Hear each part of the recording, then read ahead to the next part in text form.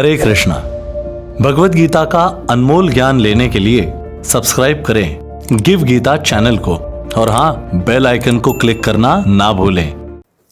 भगवान ने बता दिया ग्रेडेशन। क्या बता दिया? योगी पुरुष तपस्वी से, ज्ञानी से तथा सकाम कर्मी से बढ़कर होता है। अतः हे अर्जुन, तुम सभी प्रकार से योगी बनो। क्या बनो? योगी। योगी पुरुष तपस्वी से श्रेष्ठ होता है। क्या होता है? तपस्वी से श्रेष्ठ। तपस्वी को लोएस्ट लेवल बताया गया। तपस्वी से श्रेष्ठ है सकाम कर्मी, सकाम कर्मी से श्रेष्ठ है निष्काम कर्मी, निष्काम कर्मी से श्रेष्ठ है ज्ञान योगी, उससे श्रेष्ठ है ध्यान योगी और उससे श्रेष्ठ है भक्त योगी। ये भगवान कर रहे हैं यहां डिफरेंशिएशन। योगी पुरुष तपस्वी से। योगी पुरुष किससे श्रेष्ठ है? तपस्वी से।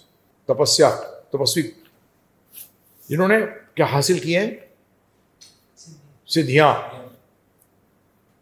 तपस्या करके, जैसे दुर्वासा जी। दुर्वासा नाम क्यों पड़ा? कौन बताएगा मुझे? चलो जल्दी। दुर्वासा जी को इतना बड़ा तपस्वी क्यों माना जाता है? बताओ। क्योंकि वो सिर्फ ध्रुव का सेवन करके जीते थे। सिर्फ ध्रुव का सेवन करते थे, बस वो कुछ और, बस। हाँ, ध्रुव का। वो घास नहीं बोलते जब उसको ध्रुव ही कहते हैं। हाँ, तो घास नहीं कहते, वो घास नहीं, ध्रुव है। तो हमको बोलना पड़ता है। वह एक मूर्खता नहीं है। गोल्ड लाना जरा। सुनहरा सोना लाना जरा। भाई साहब, दूसरे रंग का भी होता है क्या? तो योग क्या थे? तपस्वी थे। परंतु किसके सामने हार गए? अम्बरीश महाराज के सामने हार गए। और किसके सामने हार गए थे वो? पांडवों के सामने आ गए। समझ में आए? क्योंकि ये तो योगी थे। ये क्या थे?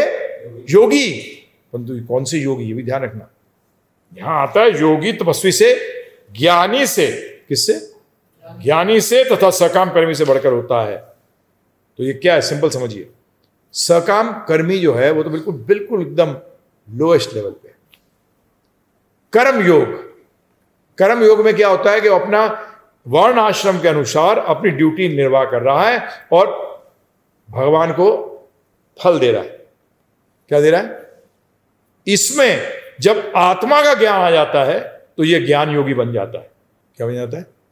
हाँ, जब इसमें आत्मा का ज्ञान आ जाता है, सांख्य का ज्ञान का मतलब वो समझ जाता है कि इंद्रियां हैं, 11 इंद्रियां हैं, ये 5 तन मात्र हैं, ये 5 भूत हैं, ये सब चीजें समझ जाता है कि फिर इसके परे एक आत्मा है, इसके परे एक आत्मा है। तो ज्ञान योगी। व्हेन दैट कर्म के अंदर आप क्या जोड़ देते हैं? परंतु पहली चीज क्या है? निष्काम कर्म योग। पहला चीज क्या है? निष्काम कर्मों योग के बगैर नहीं आएगा, ज्ञान आ ही नहीं सकता। ज्ञान आ ही नहीं सकता। वो अपने कर्म ड्यूटी के अनुसार करता है। और ये नहीं कि फल से आसक्त नहीं है, ध्यान रखिएगा इसमें। नहीं, निष्काम कर्म योगी। मैं निष्काम कर्मी की बात नहीं कर रहा। निष्काम कर्म योगी। योग भगवान से योग कैसे करता है कि वो अपना फल जो है भगवान को अर्पण करता है, परंतु वर्ण आश्रम धर्म के अंदर अपना काम कर रहा है। अब ज्ञान के अंदर क्या हुआ? उसने आत्मा को जोड़ा। और साधना एक चीज, एक वर्ड और जोड़ा, वैराग। हाँ, ये जब दो चीजें मिश्रण होती हैं निष्काम कर्म योग के साथ, जब आप ब्रह्म का ज्ञान और वैराग जब ये जुड़ते हैं तो वो ज्ञान योगी बनता है। क्या बनता है? ब्रह्म, not Krishna, Brahma. The first परम सत्य को जानने की पहली अनुभूति, ब्रह्म को जान। और वैराग कौन थे उसमें? आपके बहुत फेमस हुए हैं, निष्काम कर्म योगी थे, परंतु साथ में क्या था? ब्रह्म का ज्ञान था और वैराग था, डिटैचमेंट। अब जब यह समझने के बाद वो नेक्स्ट लेवल को समझता है, परम सत्य की, परमात्मा को, तो परमात्मा पे ध्यान लगाता है। अष्टांग योग में आता है। किसमें आता है? किसमें आता है वो? अष्टांग। और उसके बाद जब उसकी आसक्ति भगवान में पैदा हो जाती है, क्या हो जाती है? आसक्ति किसमें पैदा हो जाती है? भगवान में पैदा हो जाती है। तब वो भक्ति योग में आ जाता है। पिछला चीज है उसके अंदर, उसको ब्रह्म का भी ज्ञान है, उसे परमात्मा का, उसको नेक्स्ट लेटर है ना प्रभु जी। आप अगर ग्रेजुएशन में आते हो तो 10th की नॉलेज तो है ना आपके पास, 12th की नॉलेज भी है कि नहीं है, तभी तो आप ग्रेजुएट हुए। तो यहां भगवान कह रहे हैं योगी, यहां परमात्मा तक की बात हुई है। अब ये ध्यान रखिएगा, यहां दो तरीके से डिवाइड किया गया, इस श्लोक को दो तरीके से एक्सप्लेन किया गया। एक एक्सप्लेनेशन जो मैंने अभी आपको दी, दूसरी एक्सप्लेनेशन ये आती है कि यहां योगी की जिसकी चर्चा की गई वो भक्त योगी की चर्चा की गई है। किसकी चर्चा की गई? भक्त योगी। किस योगी की चर्चा हुई है? भक्त योगी। जो भक्ति योग करता है वो तपस्वी से श्रेष्ठ है, ज्ञानी से श्रेष्ठ है, सकाम कर्मी से श्रेष्ठ है। तो कर्मयोग श्रेष्ठ नहीं है, कर्मयोग से बेटर, उससे हायर कौन सा है? ज्ञान योग। ज्ञान योग से हायर क्या है? हायर क्या है? ध्यान योग, सांख्य योग, अष्टांग योग, और फिर हाईएस्ट भक्ति योग। कैसे पता लगेगा? अब आते हैं, दोनों को डील कर रहा हूं मैं दोनों से, ठीक है ना। नेक्स्ट श्लोक के अंदर अब दो वे श्लोक को एक्सप्लेन किया है, एक इस तरीके से और एक कि भक्त योगी तो सबसे श्रेष्ठ होता है। अब अगला श्लोक क्या है, ध्यानपूर्वक सुनिए। और समस्त योगियों में से, अरे तेरे की, योगी नाम अभी सर्वेश, समस्त योगियों में से, तो भक्त योगी की अगर बात करी तो ये समस्त योगी कैसे आ गए? अगर भक्त योगी की बात करी तो समस्त भक्तों में, उसका मतलब भक्तों में भी लेवल है। समझ में आया? समझते जाइए, भक्तों में भी लेवल है। मैं भक्त ले रहा हूं, फिर मैं ध्यान योग वाला भी लूंगा, चिंता मत करो। तो भक्त योगी जो है उसमें भी लेवल है। वो कैसे लेवल है देखते हैं क्या। सर्वेशाम मदेंतर्गात्मना श्रद्धावान भजते माम। श्रद्धा को लेकर 3 लेवल के भक्त हैं। कनिष्ठ श्रद्धा, मध्यम श्रद्धा और उच्च श्रद्धा। कनिष्ठ श्रद्धा, लोएस्ट लेवल की श्रद्धा, सिर्फ भगवान में श्रद्धा है। किसमें सिर्फ है? भगवान में श्रद्धा। भक्तों को नहीं मानता, लोएस्ट लेवल। और श्रद्धा भी कोमल है। क्या है?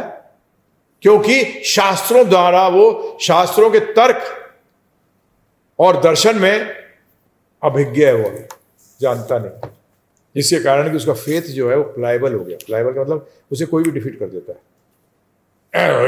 ऐसे कई बार लोग आते हैं जो, अरे उनसे बात करी थी, निराकार होते हैं ब्रह्म, तो कृष्ण भगवान के पीछे घूम रहा है और निराकार बोल रहा है भगवान।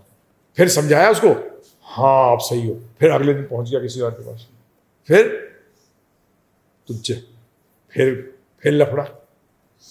तो श्रद्धा जो है, मीडियम वाला कौन होता है? जिसका श्रद्धा इससे बेटर है। कैसे? वो भक्तों में श्रद्धा करता है। किसमें श्रद्धा करता है? भक्तों में और शास्त्रों में। शास्त्र और भक्तों में उसकी श्रद्धा हो गई। परंतु जरूरी नहीं है कि मध्यम श्रद्धा वाला व्यक्ति हर व्यक्ति को लॉजिक से और दर्शन से समझा सके। जो उच्च श्रद्धा वाला बताया गया है, वो उच्च श्रद्धा वाला व्यक्ति वो होता है जो कि तर्क से और दर्शन से कन्विंस कर सके। उसको उच्च श्रद्धा बताई गई है। मध्यम श्रद्धा है कि मतलब अभी भी वो शास्त्रों के बारे में इतना ज्यादा जानता नहीं, शास्त्रों के बारे में जानता है, विश्वास करता है शास्त्रों पे, तो अभी भी वीकनेस है। जब मैं ज्यादातर बोलता हूं, कनिष्ठ में भी अलग अलग लेवल है, मध्यम में भी अलग अलग लेवल है, और उच्च श्रद्धा वालों में भी अलग अलग। तो यहां भगवान कह रहे हैं उन समस्तों में, उन समस्त भक्तों के अंदर, और समस्त भक्तों में से जो भक्त अत्यंत श्रद्धा पूर्वक, कैसा पूर्वक? अत्यंत बोलते क्या मतलब हुआ? श्रद्धा की लेवल आ गई। अत्यंत बोलते क्या हुआ? श्रद्धा की लेवल आ गई। मेरे परायण है, मतलब श्रद्धा से परायण जुड़ा हुआ है। आपकी जितनी उच्च श्रद्धा होगी उतने ही आप परायण भी ज्यादा होगे। अगर आपकी श्रद्धा उच्च नहीं है तो आप परायण भी नहीं होंगे। परायण का मतलब सरेंडर। समझ में आया? अपने अंतकरण में मेरे विषय में सोचता है, मतलब हृदय में। मन के अंदर मैंने क्या बताया? मन का अंतकरण क्या है? हृदय। मन के भी एकदम अंदर, मन के भी अंदर, मन के एकदम, क्या कहते हैं उसको, कोर को क्या कहते हैं हिंदी में? मूल। मन का जो मूल है, अंतकरण, वो है मन का। मेरे विषय में सोचता है, तो उसका मन के भी अलग अलग लेवल हो गए। एक भारी, हाँ बड़ा अच्छा लगा, थोड़े 15 मिनट पूछा, अच्छा क्या बोला था आपको, बड़ा अच्छा लगा था वो चीज़, पता नहीं यार क्या बोली थी, वो अंतकरण में नहीं गई, वो अंतकरण के अंदर प्रवेश नहीं करी, वो अंतकरण में प्रवेश नहीं किया उसने, भगवान के बारे में अंतकरण में प्रवेश नहीं हुआ। आपको दिन रात सोचना पड़ेगा।